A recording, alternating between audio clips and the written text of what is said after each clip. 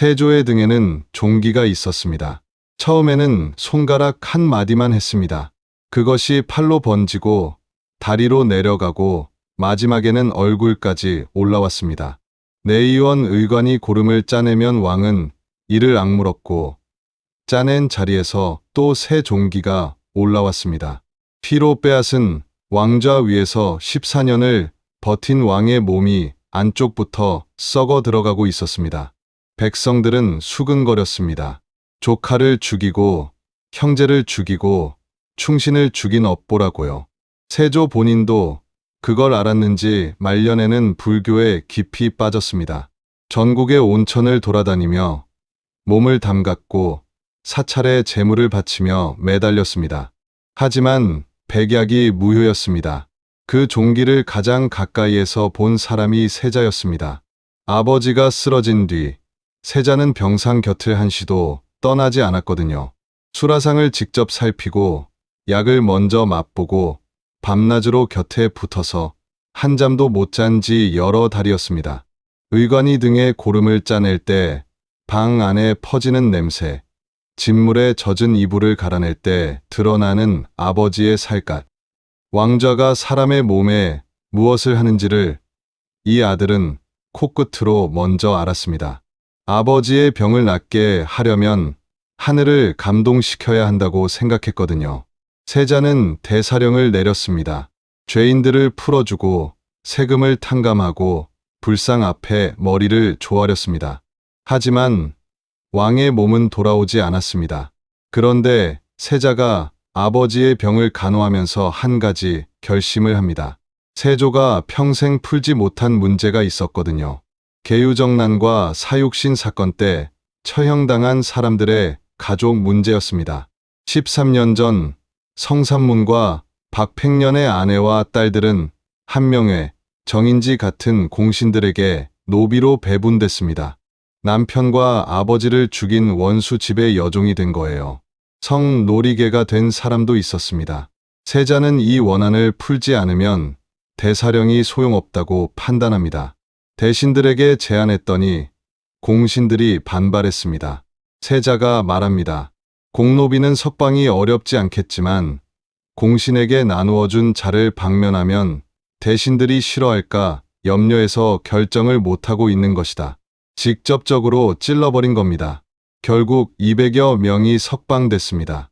공신 박원영이 성삼문 측 여종 대신 다른 여종을 내놓겠다고 제안했지만 세자는 일이 이미 정해졌는데 되돌리는 것은 불가하다고 잘라버렸거든요.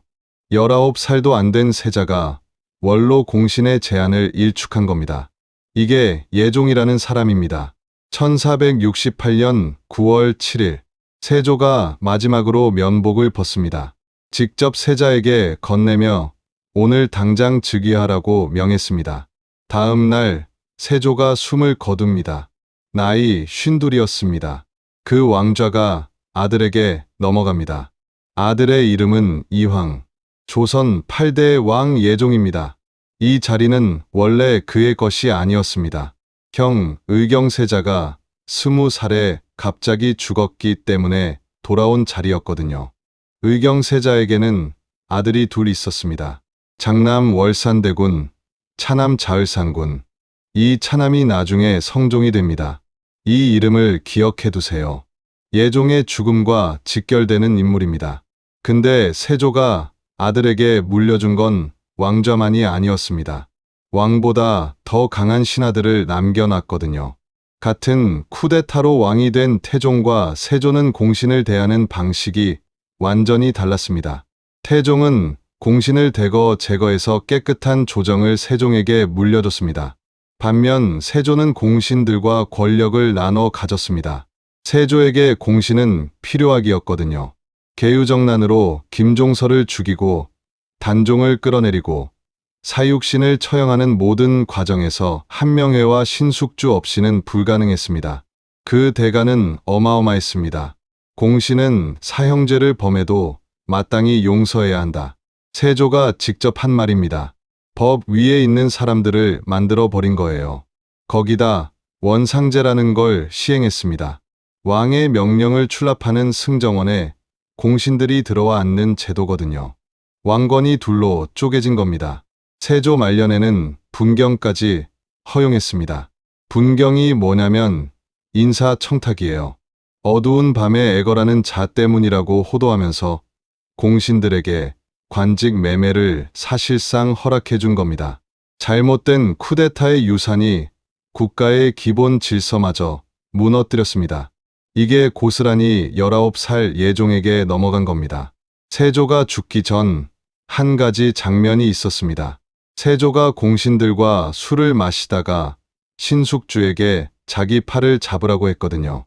신숙주가 너무 세게 잡는 바람에 세조가 비명을 질렀습니다. 이걸 옆에서 보던 세자의 얼굴이 변했습니다. 세조가 세자의 이름을 부릅니다. 나는 괜찮지만 너는 이러면 안 된다. 신하가 왕의 팔을 아프게 잡아도 되는 관계. 세조와 공신은 그런 사이였습니다. 하지만 세조는 아들에게 같은 관계를 허용하지 말라고 경고한 겁니다. 이 한마디를 예종이 어떻게 받아들였는지가 핵심입니다. 예종이 즉위한 순간의 권력 구조를 이해해야 합니다. 당시 공신은 두 파벌로 나뉘어 있었거든요. 구공신과 신공신. 구공신은 계유정난 때부터 세조를 도왔던 한명회, 신숙주, 정인지입니다. 신공신은 이 시대의 난을 진압하면서 새로 올라온 세력이었고요. 세조는 이 두 파벌을 적절히 경쟁시키면서 왕권을 유지했습니다. 왕, 구공신, 신공신. 세 꼭지점이 서로를 견제하는 삼각 구조였거든요. 세조가 죽기 넉 달 전에 부른 노래가 있습니다. 누가 원운인가 한명회로다. 누가 신운인가 귀성군이로다. 이 균형이 세조의 생존 전략이었습니다. 근데 세조가 죽는 순간 이 삼각 구조가 무너집니다. 예종은 아버지처럼 두 세력을 견제시키는 대신 직접 공신을 제거하는 쪽을 택했거든요. 즉위 첫날부터 칼을 뽑았습니다. 분경 금지. 세조가 허용했던 인사청탁을 즉시 금지시킨 겁니다. 여기서 끝이 아닙니다. 인사에 관여하는 자는 종친이든 재상이든 공신이든 즉시 목에 칼을 씌워 구속하고 나중에 보고하라. 숨기면 족주한다. 19살짜리 왕이 이런 명령을 내린 겁니다. 영의정 이준과 우의정 김질이 즉각 반발했습니다. 족주는 너무 과합니다. 예종은 한 발 물러서서 극형으로 바꿨지만 방향은 바꾸지 않았습니다. 그리고 이 왕의 첫 번째 타깃은 신공신이었습니다. 그 중에서도 남이 태종의 외손자이고 17세에 무과 장원급제한 천재 무장이었거든요. 이 시해의 난을 진압한 뒤 27세에 병조판서에 올랐습니다. 조선 역사상 최연소입니다. 지금으로 치면 27살짜리 국방부 장관이 탄생한 거예요. 세조의 총애가 그 정도였다는 뜻이죠. 예종은 즉위 당일 이남이를 병조판서에서 겸사복장으로 좌천시켰습니다. 국방부 장관에서 경호실 부실장급으로 떨어뜨린 거예요. 첫날부터요. 한명회의 제종형 한계이가 남이는 병조판서에 적당하지 못하다고 귀띔한 게 계기였습니다. 구공신의 공세가 즉위 당일부터 시작된 거죠. 그리고 한 달 반 뒤인 10월 24일 밤 유자광이라는 인물이 승정원에 나타납니다. 급히 성상께 고할 일이 있다면서요. 그런데 이날 밤 입직승지가 누구였는지 아십니까? 한계이의 동생 한계순이었습니다. 한명회의 일가가 승정원의 문을 열어준 겁니다. 유자광은 예종을 만나 남이를 고변합니다. 남이가 자기 집에서 혜성 이야기를 하다가 반드시 응함이 있을 것이다 라고 말했다는 겁니다. 이걸로 역모를 입증하기엔 터무니없었거든요. 근데 예종은 따져보지도 않고 한밤중에 군사를 동원해서 남이를 체포합니다. 삼경 밤 11시에서 새벽 1시 사이 종친과 대신들이 수강궁으로 불려왔습니다. 끌려 나온 남이는 왜 끌려왔는지도 몰랐습니다. 신문이 시작됐는데 결정적 증거는 나오지 않았습니다. 남이가 부르짖었거든요. 신은 충의지사입니다. 평생 남송의 악비를 자처했는데 어찌 이런 일이 있겠습니까? 근데 여기서 남이가 폭탄 발언을 합니다. 한명회가 자기 집에 와서 적자를 세우는 일을 말했다고요. 이게 뭘 의미하는지 생각해 보세요. 한명회가 말한 적자는 예종이 아니었습니다. 의경세자의 아들, 그러니까 예종의 조카를 뜻하는 거였거든요. 한명회가 이미 다른 왕을 염두에 두고 있었다는 증거입니다. 그런데 예종은 이 발언을 한마디로 일축해 버립니다. 한명회를 건드릴 수 없었던 걸까요? 아니면 건드리지 않기로 한 걸까요? 혹독한 고문이 계속됐습니다. 대부분의 측근이 역모를 부인하는 가운데 여진족 출신 무장 문효량이 매를 이기지 못하고 자백합니다. 남이가 한명회를 먼저 없애고 스스로 왕이 되려 했다고요. 살아남을 수 없다고 판단한 남이도 결국 혐의를 인정합니다. 같은 신공신 강순을 당류로 끌어들였거든요. 79세의 노장 강순이 항의합니다. 만약 좌우의 신하를 다 당열하고 하여도 믿겠습니까? 무리수가 많은 옥사였습니다. 남이의 마지막 말이 남아 있습니다. 주상께서 성명하신데 신이 복이 적어서 이 지경에 이르렀습니다. 그리고 한탄합니다. 영웅의 재주를 잘못 썼구나. 27이었습니다. 남이와 강순을 포함한 핵심 인물들이 능지처참됐고 7일 동안 효수됐습니다. 남이의 어머니까지 처형당했습니다. 그리고 37명의 익대 공신이 책봉됩니다. 1등 공신이 누구였는지 아십니까? 유자광, 신숙주, 한명회, 심회, 홍윤성.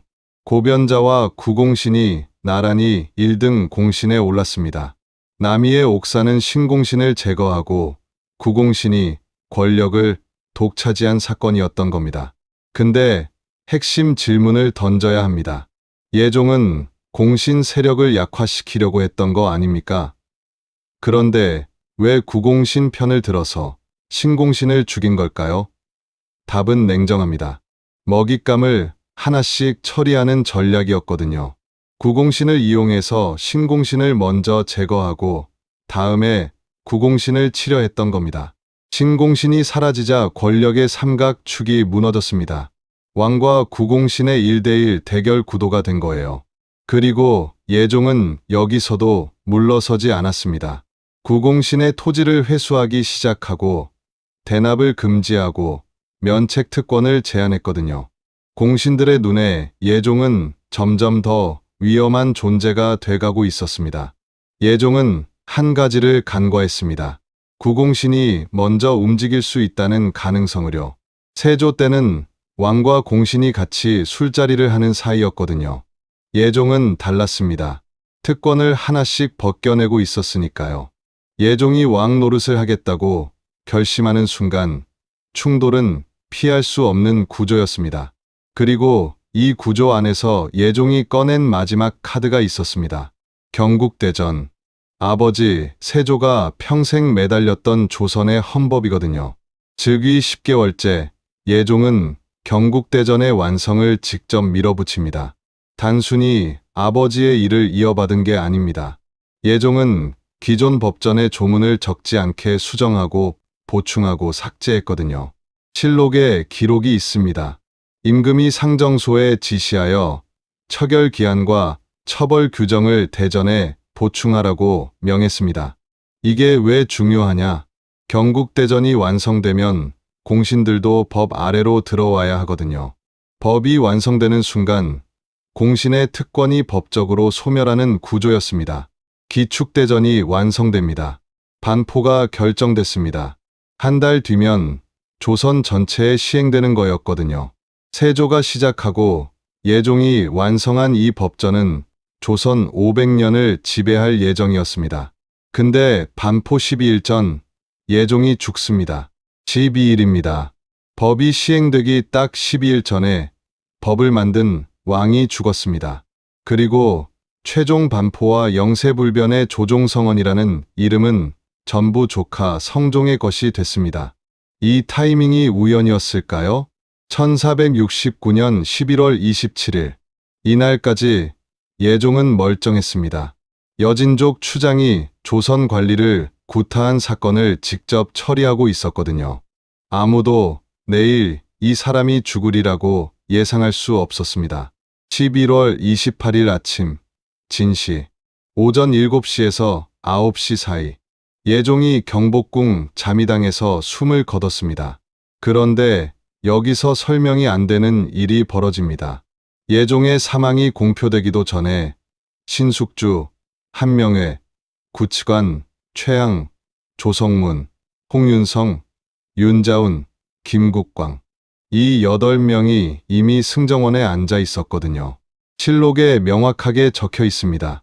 다른 경로의 연락을 받지 않고서는 설명이 안 됩니다. 이들이 사정전으로 안내된 직후 환관 안중경이 울면서 말합니다. 성상께서 흥하셨습니다.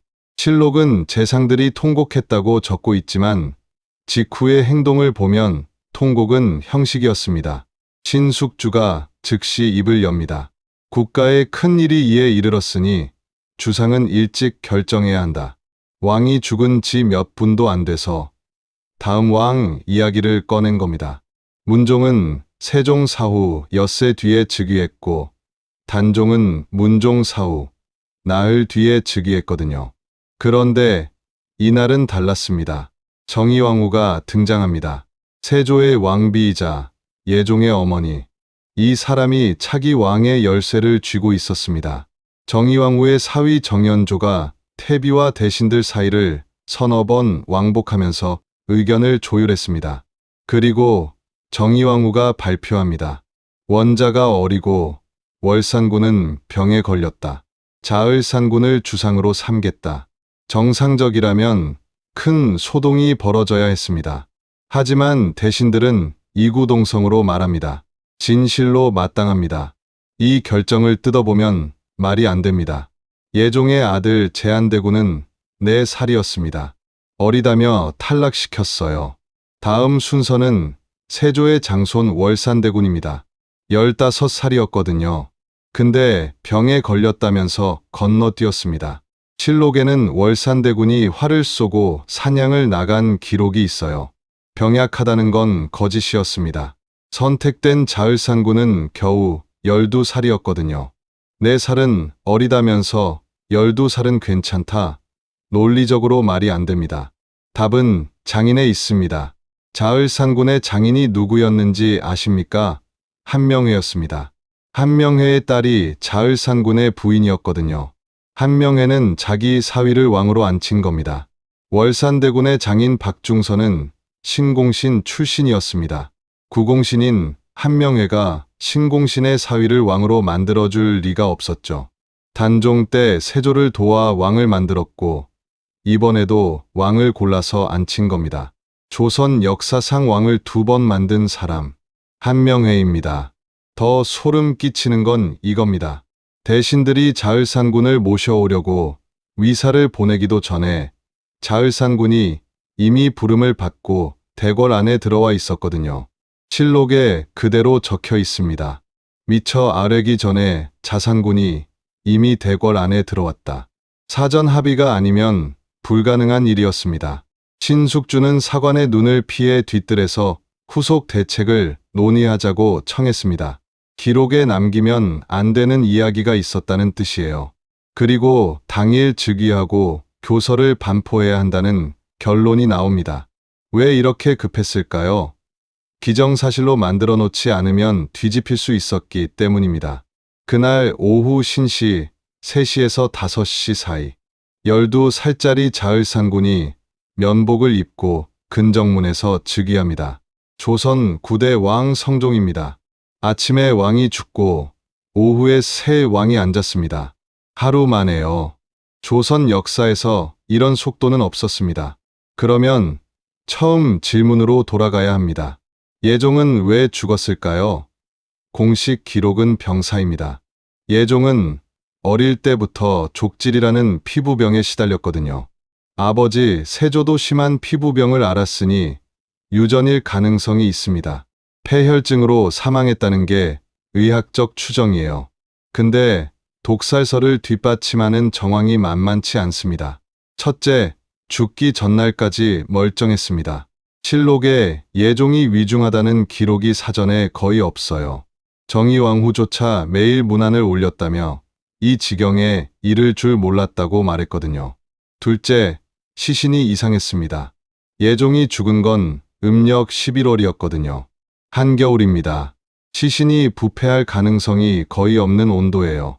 그런데 사망 2일 후 염습을 하던 중에 시신이 변색됐습니다. 시신의 변색은 약물 중독의 전형적인 현상이거든요. 셋째, 예종이 죽는 순간 이득을 보는 사람들이 전부 이미 그 자리에 모여 있었습니다. 마치 기다렸다는 듯이요. 거대 정파와 대립하던 국왕이 급사하면서 갈등이 해소되고 그 정파가 권력을 독차지하는 구조. 이게 독살설에 가장 큰 무게를 싣는 이유입니다. 한명회의 입장에서 계산해 보세요. 예종이 계속 살면 경국대전이 반포되고 공신의 특권이 법적으로 사라집니다. 남이를 죽인 것처럼 자기도 언제 제거당할지 모릅니다. 하지만 예종이 죽고 자기 사위가 왕이 되면 12살짜리가 뭘 할 수 있겠습니까? 수렴청정이 시작되고 정의왕후와 함께 자기가 실질적 권력을 행사할 수 있게 됩니다. 실제로 그렇게 됐습니다. 성종 즉위 2년 뒤 75명의 좌리공신이 책봉됩니다. 사헌부에서 항의했거든요. 근본의 좌리공신은 무슨 공이 있습니까? 성종이 뭐라고 했는지 아십니까? 대역복을 이어서 지금의 아름다움에 이르렀으니 어찌 그 공이 없겠는가. 자기를 왕으로 만들어준 대가임을 솔직하게 인정한 겁니다. 1등 공신 명단은 예종 사망 당일 승정원에 모였던 사람들과 거의 일치했습니다. 이건 우연이 아닙니다. 한 명을 더 봐야 합니다. 인수대비, 의경세자의 부인이자 성종의 친어머니입니다. 남편이 20살에 갑자기 죽었거든요. 원래라면 자기 남편이 왕이었어야 하고 자기 아들이 다음 왕이었어야 합니다. 예종이 죽고 자기 아들이 왕이 되는 것. 인수대비한테도 동기가 있었습니다. 정의왕후, 한명회, 인수대비. 예종의 죽음으로 이득을 보는 사람이 한두 명이 아니었던 겁니다. 하지만 결정적 증거는 없습니다. 독사를 입증할 직접적인 사료는 남아있지 않아요. 확실한 건 하나뿐입니다. 예종이 죽은 그 순간 아무도 놀라지 않았다는 사실. 예종의 아들은 어떻게 됐을까요? 왕위 계승 1순위였던 제한대군은 4살의 왕좌를 빼앗기고 평원대군의 양자로 보내졌습니다. 왕의 아들에서 하루아침에 먼 친척의 양자가 된 거예요. 기록에 따르면 이 아이는 총명하지 못했다고 돼 있습니다. 바보라는 평가까지 있어요. 근데 이 사람의 삶을 보면 이야기가 달라집니다. 제한대군은 여색을 좋아하지 않고 날마다 음악에만 몰두했습니다. 직접 악기를 연주하면 음률에 정통하다는 사람들까지 전부 굴복할 정도였거든요. 집안의 여종들도 감화돼서 모두 음악을 해득하게 됐습니다. 연산군이 그 여종들을 궁으로 빼앗아 갔는데 더 내놓으라고 위협하자 제한대군이 거부했습니다. 연산군이 협박했지만 듣지 않았거든요. 제한대군은 악기를 전부 치우고 쓸쓸하게 지내는데 연산군도 벌을 주지 못했어요. 그리고 중종반정으로 연산군이 쫓겨난 날 제한대군은 다시 곡을 연주했습니다. 제한대군은 60살까지 살았습니다. 왕좌를 빼앗긴 왕자치고 놀랍도록 오래 산 거예요. 임종 직전 중종이 하고 싶은 말을 물으니 답했습니다. 임금의 은혜가 지극히 중한데 신이 무슨 말을 하겠습니까? 이 사람은 정말 바보였을까요? 왕좌에 앉았다가 죽은 아버지를 봤으니 왕좌에서 멀어지는 게 사는 길이라는 걸 알았던 겁니다. 13개월. 예종에게 주어진 시간은 이것뿐이었습니다. 분경을 금지하고 인사 개입을 차단하고 사육신 가족 200여 명을 석방하고 경국대전을 완성했습니다. 19살에 왕이 돼서 20살에 죽었는데 그 사이에 조선의 헌법을 만들어 놓고 간 겁니다. 예종은 세조가 남긴 가장 위험한 유산을 해체하려 했던 왕이었습니다. 아버지는 너는 이러면 안 된다고 했지만 정작 그 구조를 만든 것도 아버지였거든요. 아들은 아버지의 유언을 지키려다 아버지가 만든 괴물에게 잡아먹혔습니다. 피로 빼앗은 왕좌는 피를 부릅니다. 세조가 조카를 죽여서 지킨 왕좌를 세조의 아들은 13개월 만에 내놓아야 했습니다. 세조의 맏아들은 20살에 죽었고 둘째 아들도 20살에 죽었습니다. 한 아버지의 두 아들이 같은 나이에 같은 궁에서 죽은 겁니다. 백성들은 업보라고 했지만 진짜 업보는 종기가 아니었을지도 모릅니다. 왕보다 강한 신하를 만들어 놓고 간 것. 그게 세조가 아들에게 남긴 진짜 업보였습니다. 그리고 이렇게 왕좌에 앉은 성종이 사랑한 여자에게 사약을 내립니다. 그 여자의 이름은 윤씨. 성종의 후궁에서 왕비가 됐다가 폐비가 된 여자입니다. 그리고 그 여자의 아들이 조선 역사상 가장 잔혹한 복수를 시작합니다. 어머니를 죽인 아버지의 나라를 뒤집어 엎는 복수. 그 아들의 이름이 연산군입니다. 피로 빼앗은 왕좌가 부른 비극은 아직 끝나지 않았습니다.